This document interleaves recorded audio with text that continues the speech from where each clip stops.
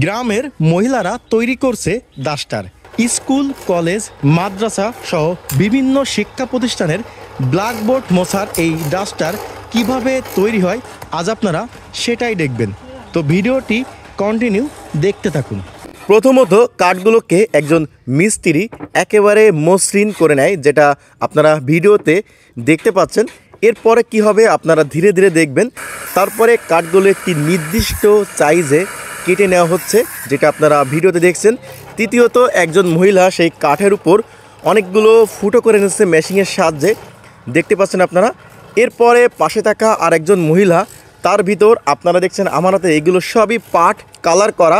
এই কাঠগুলো এক হাতে হাতুড়ি এক হাতে পেরেক দিয়ে এই ফুটার ভিতর কিন্তু সুন্দর করে ঢুকিয়ে দিচ্ছে।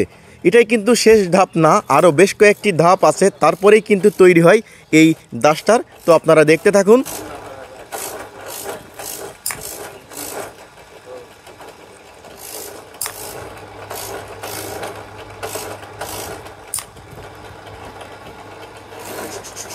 বন্ধুরা, এবার এই যে ডাস্টারগুলো, যে পার্টগুলো এক্সট্রা থেকে যায় অর্থাৎ মসৃণ করার জন্য বাটালি এবং হাতুড়ি দিয়ে এগুলো একেবারে সমান করা হচ্ছে, যেটা আপনারা দেখতে পাচ্ছেন। এইভাবে কিন্তু প্রত্যেকটা ডাস্টারের মুখটা সমান করা হয়, যাতে করে ব্ল্যাকবোর্ড মুছতে বা মোছাতে অনেক সুবিধা হবে।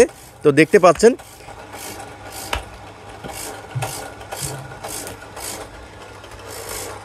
সবগুলো কাজ করা হলে আপনারা দেখেন এভাবে স্তূপ করে রাখা হয়। তারপর এগুলো হবে রং করার পালা। আপনারা দেখছেন একজন মহিলা শ্রমিক এগুলো সুন্দর হাতে হলুদ কালারের রং করছে। খুবই দ্রুত সময়ের মধ্যে এগুলো রং করতে হবে, কারণ এই রং খুবই দ্রুত সময়ের মধ্যেই আবার শক্ত হয়ে যাবে।